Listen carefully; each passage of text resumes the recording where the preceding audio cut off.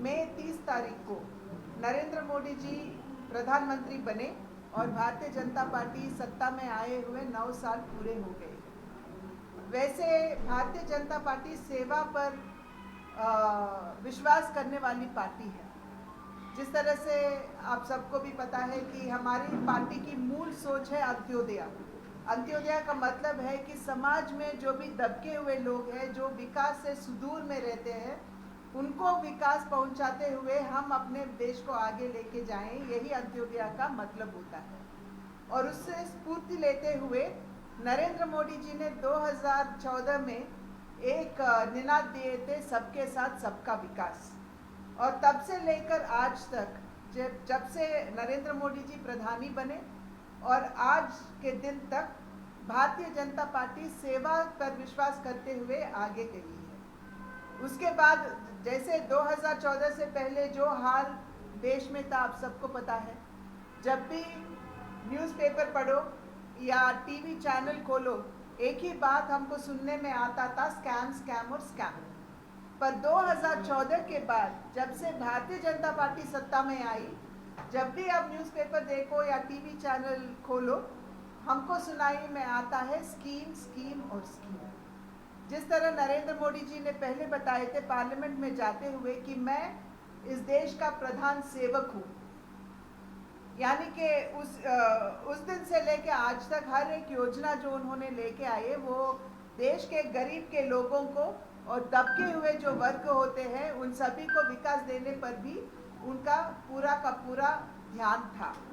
यानी कि हर एक जो जनधन योजना हो सकता है, जीवन ज्योति योजना, जीवन सुरक्षित योजना, मातृत्व बंधन योजना, मातृत्व सुरक्षित योजना, बेटी बचाओ बेटी पढ़ाओ, सुकन्या समृद्धि योजना, किसान सम्मान निधि, किसान सिंचाई योजना, ये हर एक योजना, ये कुछ ही योजनाओं की बात मैं कर रही हूँ, पर हर एक योजना देश के गरीबों के लिए वो आगे लेके आए और आज तक भी काम किए। कोरोना के काल में भी जिस तरह आप सबको पता है, जब हर एक राजनीतिक पार्टी आईसीयू में पड़ा था, तब एक ही भारतीय जनता पार्टी एक ऐसी राजनीतिक पार्टी थी जो बाहर आकर कोरोना ग्रस्त लोगों का सेवा किया।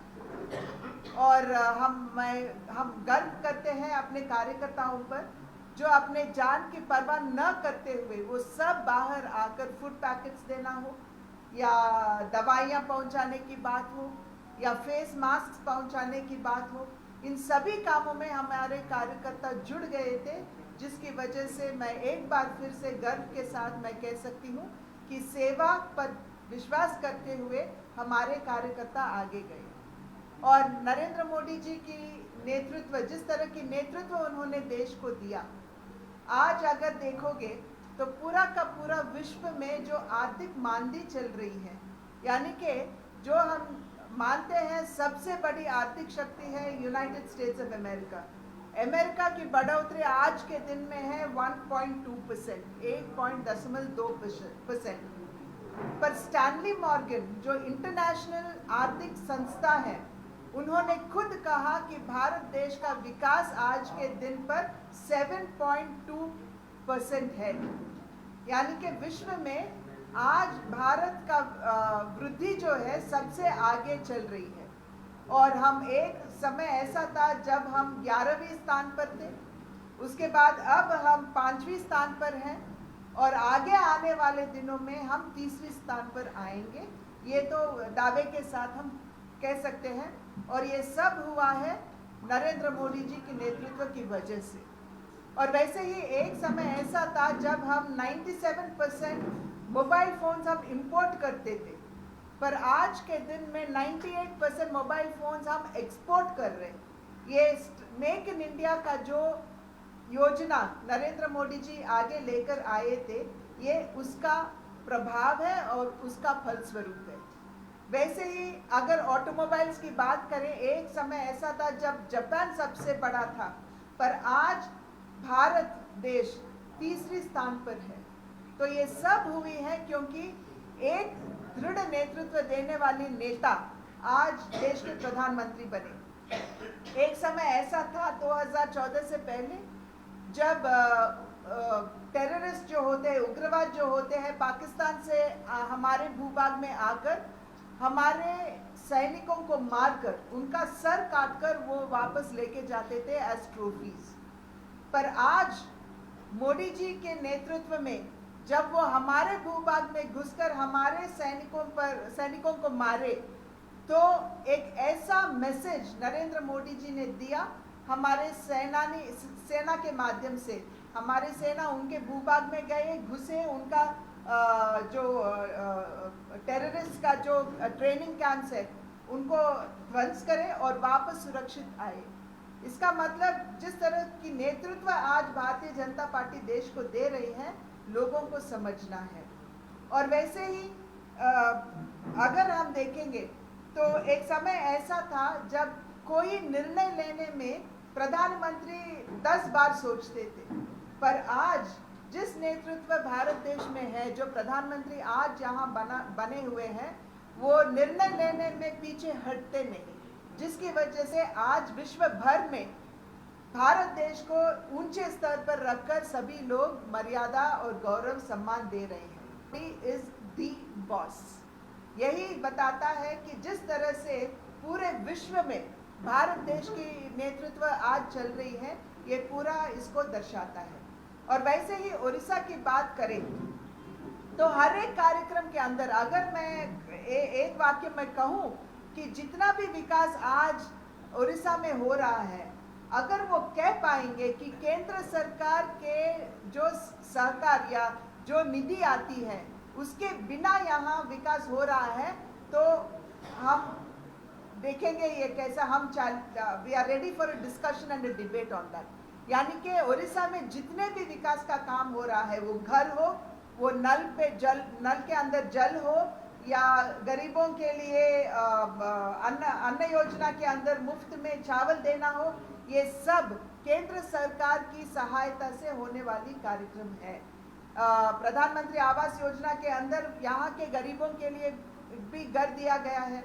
और मैं सुबह से पोटंगी से लेकर आज यहाँ तक मैं घूमते आ रही हूँ और यहाँ से के लोगों से मिल रही हूँ।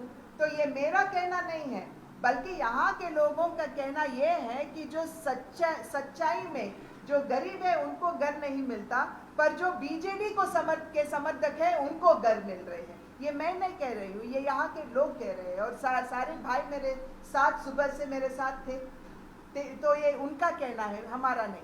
और प्रधानमंत्री आवास योजना जो केंद्र सरकार देती है, यानी कि अगर ग्रामीण क्षेत्र में घर बनाना हो तो 1,80,000 रुपये केंद्र सरकार देती है। पर आज यहाँ क्या होता है, यहाँ का प्रशासन, यहाँ का जो बीजेडी का शासन है, वो उनका खुद का स्टिकर चिपकाकर उसको बिजू पक्काकर घर कहते हैं। जब हमारे कार्यकर्ता रास्ते में उतर कर आए तो कहीं ना कहीं एक छोटा सा प्रधानमंत्री नरेंद्र मोदी जी का चित्र लगा दिए, तो ये कहाँ का न्याय है। वैसे ही जैसे मैंने बोली, कोरोना के काल में जिस तरह से सेवा किया, गरीब कल्याण अन्न योजना के अंतर्गत देश में 80 करोड़ गरीबों को आज मुफ्त में 5 किलो चावल केंद्र सरकार दे रही है। इसमें जितना पैसा आवंटन किया गया है, यहाँ के 2 रेलवे प्रोजेक्ट सैंक्शन किया गया था 2016 में। वो था Jaipur to Nabarangpur and Jaipur to Malkangiri. 2 railway line sanction किया गया था 2016 में। पर मैं यहाँ के प्रशासन से पूछना चाहती हूँ कि गति से यहाँ काम उन दोनों लाइनों में क्यों नहीं हो रहा है। उसका वजह यह है कि यहाँ के जो लोकल स्टेट गवर्नमेंट है वो अभी तक लैंड नहीं दिया है, जिसकी वजह से ये 2 प्रोजेक्ट्स वैसे के वैसे रुक गए हैं।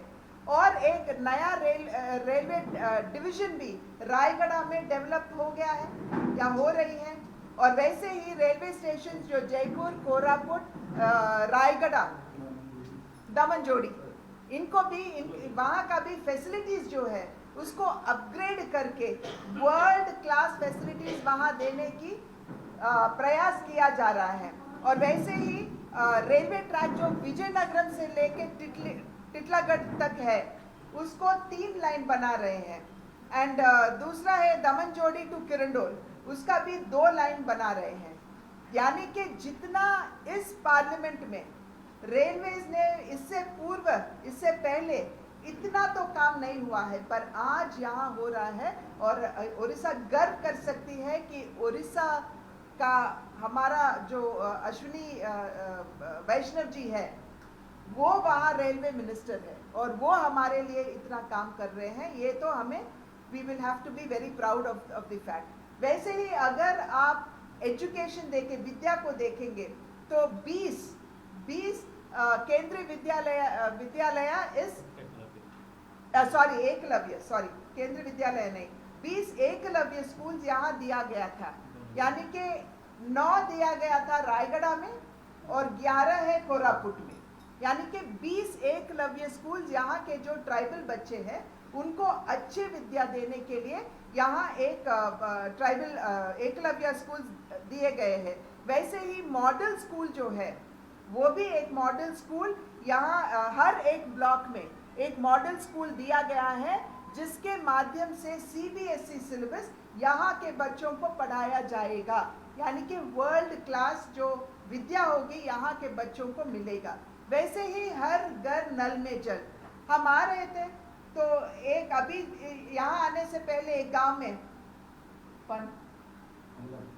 वहाँ रुककर हमने पूछे वहाँ के लोगों को कि आपको नल में जल मिल रहा है कि नहीं, तो उनका बताना था कि नहीं मिल रहा है, जबकि यहाँ के प्रोजेक्ट्स के लिए यहाँ के हर घर में नल लगाने के लिए 12 करोड़ रुपए रायगढ़ को दिया गया है और 1200 करोड़ यहाँ रायगढ़ को दिया गया है और 1350 करोड़ यहाँ कोरापुट को दिया गया है। तो ये पैसा कहाँ गया है?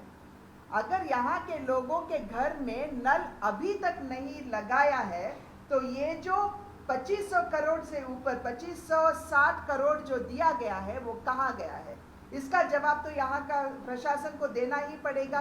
वैसे ही सौभाग्य योजना, जहाँ पे जितने भी गांवों में आज तक करंट नहीं, बिजली नहीं थी, नरेंद्र मोदी जी जब प्रधानमंत्री बने 18,000 ऐसे गांव थे जहां बिजली नहीं थी, पर उन्होंने बिजली पहुंचाई और आज सौभाग्य योजना के माध्यम से सोलर लाइट्स हर एक क्योंकि यहाँ बहुत ट्राइबल एरिया है, यहाँ सोलर लाइट्स पहुंचाने का काम ये सौभाग्य योजना के अंतर्गत किया जा रहा है। वो भी केंद्र सरकार ने पूरा का पूरा सहयोग केंद्र सरकार देती है। एयरलाइंस की जो कनेक्टिविटी बढ़ रहे हैं, ये हम बिल्कुल अभिनंदन देने वाली बात है सिविल एविएशन मिनिस्टर को। वैसे ही अगर आप हेल्थ सेक्टर पर ध्यान दोगे, इसके वजह से यहाँ के लोगों को not only good medical education but facilities भी मिल सकती है। और वैसे ही डिस्ट्रिक्ट हेडक्वार्टर हॉस्पिटल जो है जो कोरापुट में है उसको शिफ्ट किया गया है जयपुर में और वहाँ नए बिल्डिंग्स बने हुए हैं और मेडिकल फैसिलिटीज यहाँ जयपुर में भी it is going to come within the reach of common man. ये भी हम गर्व के साथ कह सकते हैं। पर आधारित है तो तेलंगिरी मीडियम प्रोजेक्ट जो है इसको हेक्टेयर्स, एकर्स नहीं, 9,900 हेक्टेयर्स लैंड को वो इरिगेट करता है। वैसे कृषि का प्रधानमंत्री नरेंद्र मोदी जी ने बहुत ही अहमियत दिए हैं। जितने भी उन्होंने योजनाएं लेके आए हैं कृषि के सेक्टर में, ये तो एक बार आप सबको समझने वाली बात है। जैसे प्रधानमंत्री सिंचाई योजना है, उसके अंतर्गत जो मीडियम एंड स्मॉल प्रोजेक्ट है उनको कंप्लीट करने की काम उसके अंतर्गत होता है। वैसे ही किसानों के लिए जो नीम कोटेड यूरिया लेके आए हैं, ये भी तो हमें किसानों को बताने वाली बात है। एंड किसान सम्मान निधि, यानी कि हर साल 6,000 रुपये किसानों को इनपुट के नज़र से उनको दिया जाता है और वो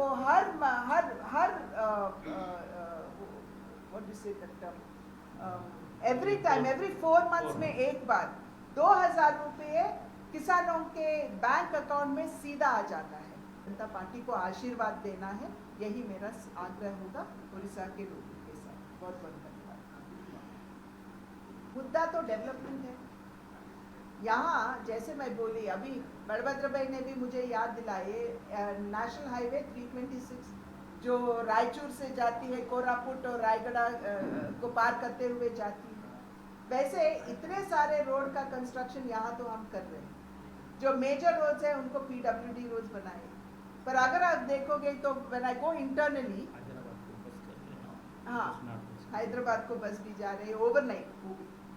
तो अगर यहाँ का प्रशासन से पूछा जाए कि आपने कितने रोड का डेवलप किए, तो जहाँ पे भी मैं गई हूँ आज इंटरनली जहाँ मैं गई हूँ वहाँ रोड्स ठीक तरह से है ही नहीं। इतने इतने गड्ढे हैं कि गाड़ी चलना भी मुश्किल हो रही है। मुझे अगर 100 किलोमीटर जाना है मेरे प्रदेश में यानी कि एपी में, मैं पहुँच पाऊँगी 1.5 आवर में, पर यहाँ मुझे लगभग 2.5 आवर्स लग रहे हैं जाने।